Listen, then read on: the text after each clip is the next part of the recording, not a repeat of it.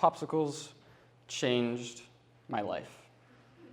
Yes, popsicles. How? When I was 6, my parents set an expectation that I learn a language, play an instrument, and do a team sport. At school, they had Spanish, we found a piano teacher, but the team sport was a wild card. My parents picked out baseball, and I went a couple times. I absolutely hated it. All I wanted to do was run around by myself and do my own thing.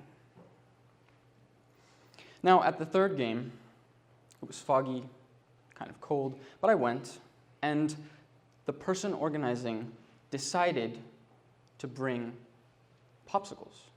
Most importantly, the blue flavor, my favorite flavor, the best flavor, don't argue, there's no contest. And it instantly changed my mind. I started going every week, and fast forward for the next 12 years of my life, I played baseball.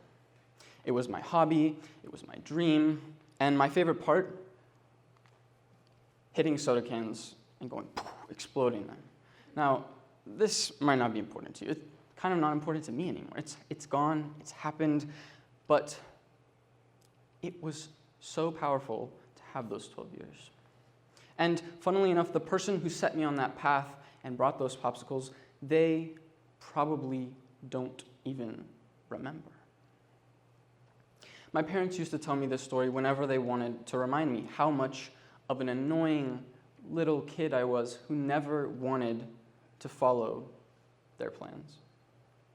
But for me, it did something different. It primed me to think about something: complexity theory. Complexity theory is a new-ish academic field that seeks to understand uncertainty, interaction, and change. It's a newish field of thinking, and so I'm going to label it as complexity thinking, complexity theory, complexity thinking.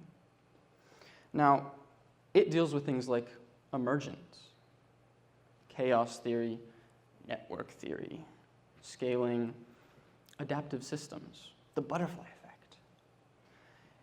And of course, there's many more fancy, fun, mathematical, theoretical words that I could use.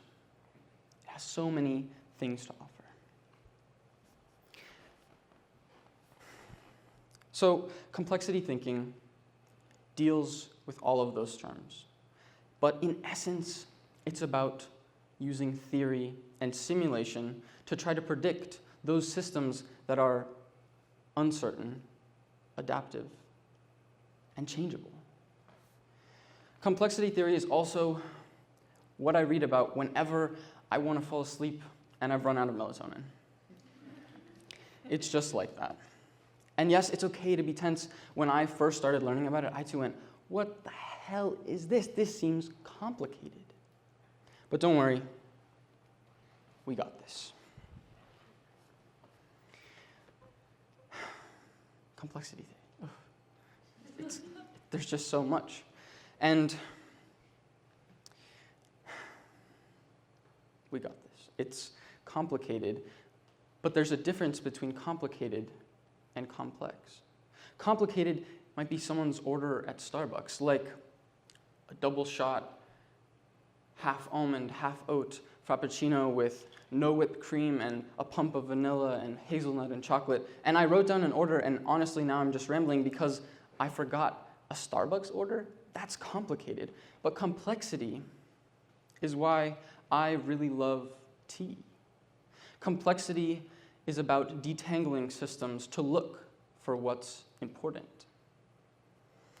It might ask us, why are tea drinkers just superior to all you coffee addicts out there? I know you're there, and it's okay. I'm just kidding. Now let's start with one of the most popular complexity theories, the butterfly effect. The butterfly effect is the theory that something as small as the flapping of a butterfly's wings can lead to a slight change in air pressure that ultimately feeds the creation of a tornado. In my story, I got a popsicle and I turned into a baseball kid with unhealable ligament damage in my elbow. Kind of sucks. Other complexity theory approaches can be applied to ecology.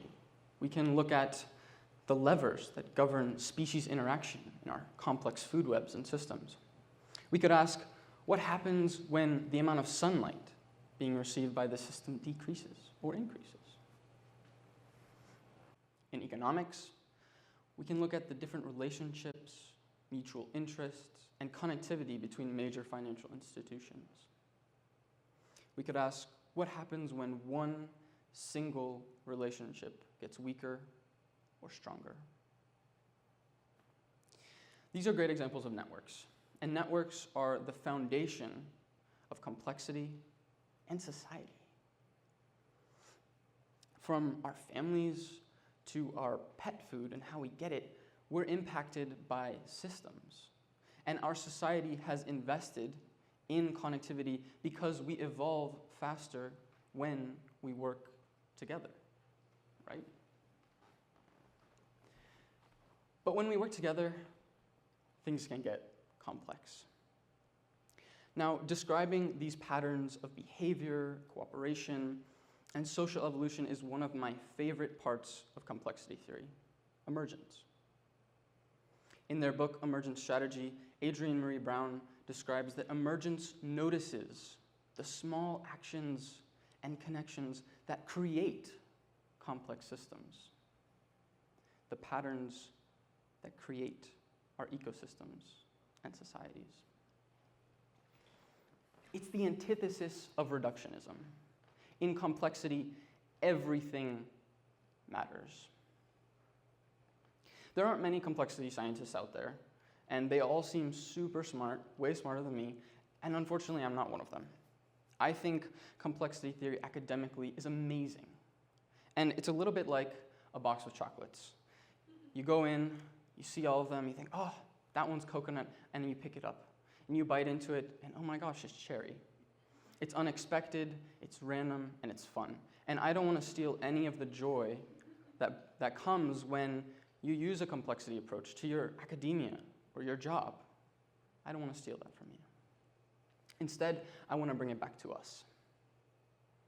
I want to reframe how you and I see the world, how we see change. What I've learned falling asleep, thinking about complexity theory, dreaming about it, is that there is surprising reprieve in the unknown. Now, just like chocolates, when we take an approach that looks at all the theories that exist, we can apply them to our own life. We can look for our emergent patterns. We can model our own social networks. We can even begin to describe what makes up our identities. When normally we use a complexity theory approach, we have to do two things. We have to look from above at a whole problem, whole economy, whole network, whole system, and we zoom out and we think, what's going on? And then the other thing we have to do is zoom in to the single interaction. Zoom in to the single relationship. To demonstrate, we're having an interaction. What changes when I turn around? You can see the mic, see my back. No one's over here, I think. And you might not feel included. Now, what happens when I get down on your level? Change the tone, talk a little slower, silence. Every single interaction is extremely complex. And how complex? That's up for you to decide. In our lives, we can use that same strategy. We can look at our graduations, ceremonies, festivals, marriages, even funerals. But we also have to ask, did we sleep enough last night? Did we say thank you to the bus driver? Did your sock finally get that hole in it that's been threatening for months, and now you can't wear those pair of socks? Sometimes the answer to our problems can be as simple as drinking enough water every day. Now that sounds really easy, I know, but it's not. On the one hand, embracing all that we don't know reveals terrifying unpredictability. We don't know if wars will start tomorrow or if another pandemic will arise out of nowhere. We can't know. We can't predict, and that might lead you to say, that's fine. I'm a nihilist. I don't care no matter what because nothing matters. My contribution doesn't matter, and maybe you don't care. But because of complexity, those big issues, those things that happen, they'll ripple all the way to you. We can't predict when you or I might get into a car crash or when a video of ours might go viral overnight. That would be fun. Now, I see nihilism as the opposite. Does anyone have any random family members that always, whenever they see you, they ask, what do you want to be when you grow up? Because I have way too many of those people in my life. I can loan you some if you ever need one. When they would come up to me and ask, I would always force myself to be ambitious and to dream big. I would say, I want to solve climate change. I want to be president. I want to create world peace. I want to make an impact on the world. Now, I love to dream. But that stuff is the big picture.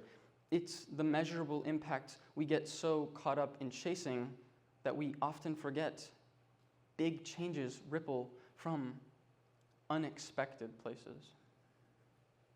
I used to get terrified thinking about all that I wanted to change. It was paralyzing, but it doesn't have to be. It doesn't have to be scary. Uncertainty is inevitable, and the only thing we can do is approach it with curiosity. We can seek to detangle the complexity within each and every system or problem we encounter. I want to leave you with a quote from Octavia Butler's Parable of the Sower. All that you touch, you change. All that you change, changes you. We've all heard and will hear TED Talks, presentations, we'll have conversations, and we don't know how we'll change. We don't know if a word or an echo will grow into a tornado. From this talk, remember just a few words. Complexity thinking doesn't have to be complicated. It's about taking your perspective for a walk. And now our perspectives have walked all over the stage and thought about different complexity theories. And now we know one thing, that a popsicle isn't just a popsicle, but an opportunity for change. Thank you.